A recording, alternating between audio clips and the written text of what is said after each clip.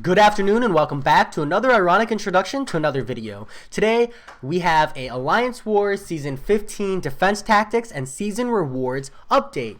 And I have some thoughts on this. Honestly, I think this is one where the community needs to overall evaluate, because I think this is a little more gray than black and white than anything we've seen in the past. But as always, if you would rather read the forum post, there will be a link to the forum in the description below. If you want to skip me reading the forum post verbatim, there will be a timestamp in the description below. And if you want to skip just to the rewards, as well as my thoughts on the rewards, there will be a timestamp and a link to my Excel sheet in the description below.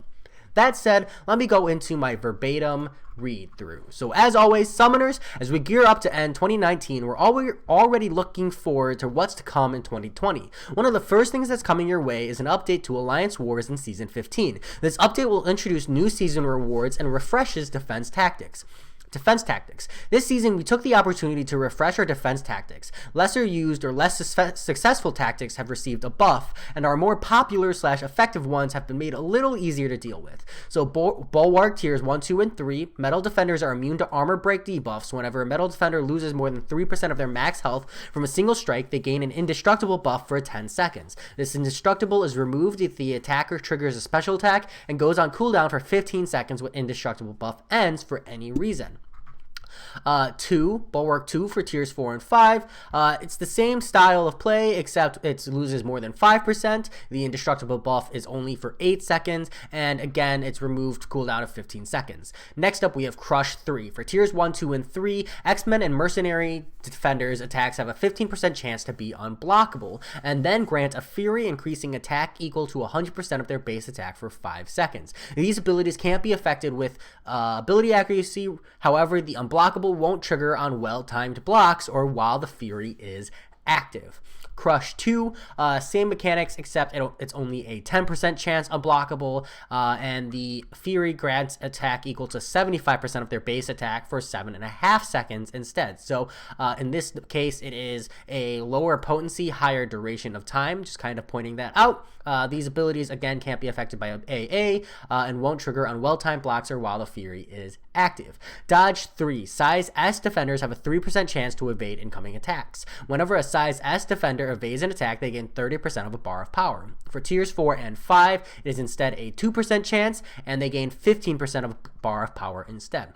Flow 3, critical strikes against #control defenders grant a power gain buff, causing them to gain 45% of their max power over 15 seconds. If the defender is stunned, the power gain is removed, max 3 stacks. For tiers 4 and 5, critical strikes against control defenders grant a power gain buff, causing them to gain 35% instead, and again, max 3 stacks. Siphon 3, villain defenders gain plus 50% ability accuracy, and each time one of their attacks makes a contact passive plus 1500 to block to penetration, lasting 10 seconds, stacking up to 3 times. At tiers 4 and 5, it is instead 40% ability accuracy increase and only 1000 block pen, lasting 7 seconds, so 3 seconds less. Additionally, to encourage careful selection of champs that match your battle group's chosen tactics, any champion that benefits from the active defense tactic will receive a bonus of 500 to their attack rating and 5000 health. No small number there. So that said, we move on to rewards.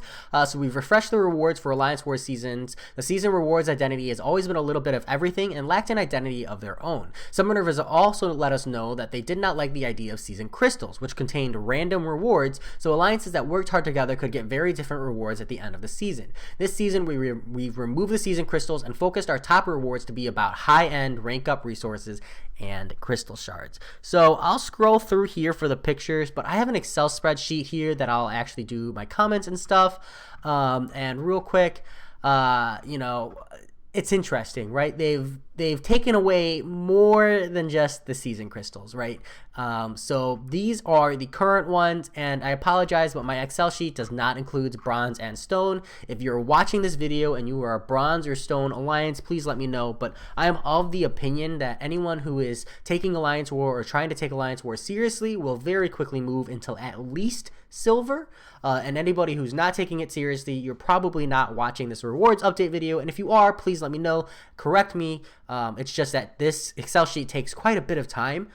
So if I can save, two of the tiers for ranks, it saves me quite a bit of time. But hey, I do want to provide this information to everybody available. So if you are one of those people in bronze or stone, please let me know, and I will, I'll include that in the future. I apologize for not including it here. So that said, I'll clean up this spreadsheet. I'll just add more zeros. Like these zeros I've blacked out. So if it's blacked out, that means that it is a 0 value. So these are the old rewards, and I've set it up so like if you go right, you can look at the new rewards, or if you go down, you can look at the new rewards. I personally have a large monitor, so I like the side by side. But for the sake of this video, that doesn't work out too great. So notably, like if we compare master to master, we see that like the quantity of 6-star shards has doubled. The quantity of 5-star shards has doubled. You were never getting any 4-star shards. Your tier 5 class catalysts has gone up 2.5 times. For tier 5 basics, you've gone up 0.8, so you're sitting at a solid 2. But they've taken away the tier 2 alphas and the random crystals and the tier 4 basics. So it doesn't feel like a bump up to me, but I've never really spun out a lot of the random crystals. So I don't really know what people were getting from there on average. So again, this is mostly a commentary, less of an evaluation, because all I can do is judge from my place, which is somewhere between gold 3 and gold 1, just kind of depending on how well my alliance is doing that season. But this information is out there for you to evaluate, and at least you can see the numbers side by side and make the call yourself. Personally, my gut instinct is I see this tier 2 alpha change, and I'm like, why did you take the tier 2 alphas away, Kabam? Like, there was no need to do this. Tier 2 alphas are still relevant for high-end players, and I just don't see the point. I really feel like that was a negative take on rewards, and yeah, you can be like, oh, they added 6-star shards and 5-star shards, but I don't feel like that's an equivalent trade. And I think Alliance War really needed a buff more than any kind of update or modification. So I would have liked to see this increase in shards and the tier 2 alphas to remain. I'm not saying I think they needed more tier 2 alphas, which for the record, I feel like it needed more tier 2 alphas. I just think that these changes, I think there's as many cons as there are pros. So some pros I do want to like take a moment to comment on is like, I feel like that higher end point, right, it becomes less ruthless over things like tier 5 basics. It becomes less ruthless over things like tier 2 alpha, right, because no one's getting that. But everybody in master now is getting a flat 2 tier 5 basic. Instead of this like gradient scale of 1.2 scaling down, everybody's getting the same amount. So they've kind of neutralized the zone there, and the like emphasis on the difference between highest alliances is going to be in the form of a relatively small amount of shards, I'm gonna say. I know that these are big numbers. You've got 4,000 6-star shards, and you've got like sorry, I think this is supposed to be 3, right? 3, 2.5, 2. I don't know why I did these numbers like this. Let me correct this real quick. Sorry about that. But the thing is that like overall, this is a relatively small quantity of shards, in my opinion. Going from like 1 less 5-star shard, or 0.4 less of a 6-star crystal, like this is really not a big deal in the grand scheme of things. And I just feel like that's not what people were pushing this for. But I do think it becomes a lot more ruthless in the sense that like every alliance season now, the top rated alliance can get, a quarter of a tier 5 class catalyst that is a whole 5% more than the master 2, 4% more, 9% more than master 3, and the scaling only gets bigger from there. So that said, plat 4 is still getting the same amount of tier 5 class catalysts. So they really only like graded up on the higher end, not so much on the lower end. So it's just kind of an interesting thought process from Kabam. I'm not really sure what was going through their mind, but I'm personally not a fan of these changes.